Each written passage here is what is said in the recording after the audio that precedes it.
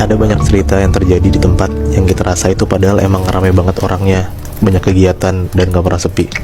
Tapi ternyata di salah satu tempat itu, di panti asuhan, ada banyak banget cerita-cerita mistis di dalamnya. Panti asuhan ini ada di daerah Bekasi, Nah, sampai saat ini panti asuhannya tuh masih beroperasi, masih banyak juga anak-anak yang tinggal di sana. Tapi ternyata banyak banget anak-anak atau pengurus panti asuhan itu ngerasa kalau misalnya mereka tuh di sana diganggu sama makhluk halus penunggu panti asuhan itu. Sampai-sampai banyak banget yang katanya digangguin tuh sampai brutal dan parah banget gitu lebih di sana. Dan di tahun 2021 ada beberapa anak-anak yang diganggu sama penunggu pantinya. Gue akan ceritain 3 cerita yang emang asal dari anak-anak yang tinggal di sana. Anak pertama namanya Rio. Dia umur 10 tahun. Berarti ya sekitar kelas 4 atau 5 SD lah waktu itu. Dia itu sekamar sama beberapa temennya. Kira-kira satu kamar hampir 4 orang lah. Sekitar jam 11 malam, semua orang-orang panti asuhan tuh udah pada tidur. Dan emang seharusnya jam segitu emang anak-anak udah harus tidur, harus masuk ke kamarnya. Dan kalau ada suara gaduh berisik kayak gitu, pasti penjaga panti itu langsung keluar dan nyuruh anak-anak buat tidur lagi gitu. Sampai kadang-kadang penjaga pantinya pun emang suka ngecekin kamar anak-anak kayak satu-satu buat ngecekin udah tidur apa belum gitu. Nah, si Rio ini jam 11 malam udah mau tidur. Jadi posisinya tuh kayak dia udah liar gitu lah, udah ngantuk tapi nyawanya belum hilang 100% gitu loh. Jadi kalau ada suara-suara ya pasti dia masih dengar. Nah, ini dia dengar dari luar kamarnya ternyata ada beberapa anak-anak yang masih belum ada tidur.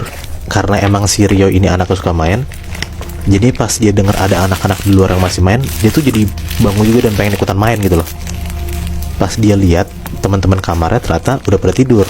Berarti di sini nih bukan teman-teman kamarnya dia yang lagi main.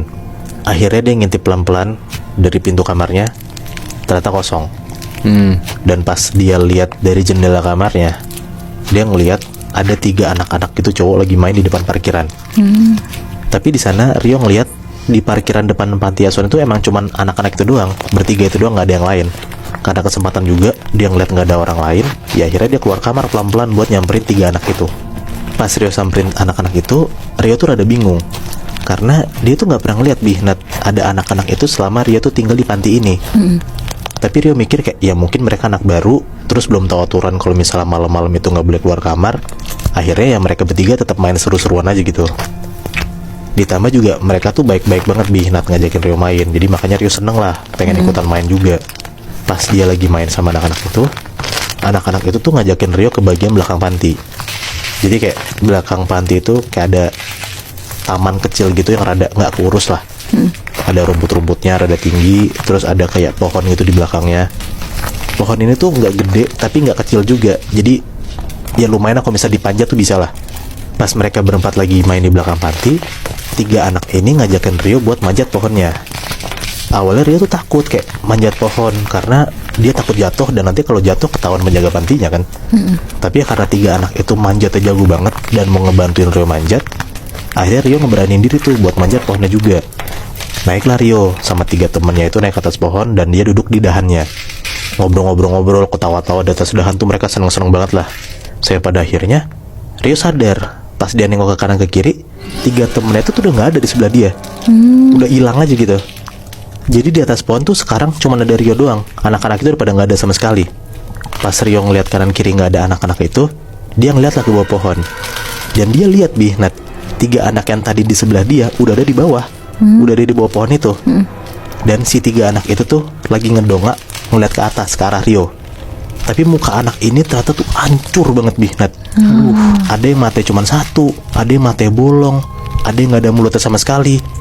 Di situ tuh akhirnya Rio sadar yang ngajakin Rio main itu bukan anak beneran gitu loh. Mereka adalah penunggu panti itu. Di situ tuh Rio langsung teriak-teriak ketakutan dan akhirnya pengurus-pengurus panti langsung keluar lah. Mereka bangun terus ngebantuin Rio buat turun dan akhirnya dia dibawa ke kamar lagi dan disuruh tidur lagi lah akhirnya. Dan sekarang ada anak kedua. Dia cewek sekitar kelas 1 SMP, namanya Hana. Kejadian yang dialamin Hana ini pun juga lagi-lagi malam-malam, hampir tengah malam juga. Jadi pas Hana lagi tidur, Hana ngerasa kayak dia tidur tuh nggak nyenyak gitu, suka kebangun-bangun mulu di malam itu. Kan katanya kalau misalnya orang lagi tidur tengah malam kebangun, tandanya kan lagi diliatin sama makhluk halus kan. Nah si Hana tuh ngerasa tidur dia nggak nyenyak ya karena ada sesuatu itu. Sampai akhirnya dia ngeliat jam dan ternyata udah jam 12 malam. Hana bangun dari kasurnya buat tenangin dirinya sambil baca doa. Hana tuh duduk di kasurnya. Pas Hana lagi duduk di kasurnya, dia tuh bener-bener berasa banget Nat, kalau kasur dia tuh ada yang goyangin kencang banget sampai dia tuh ngejoprok jatuh ke bawah gitu.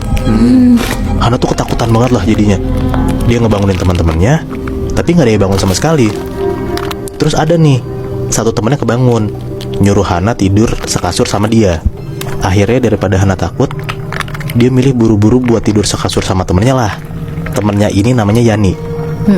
Hana nyoba tidur dan akhirnya dia ketiduran tuh. Pas Hana lagi tidur, dia tuh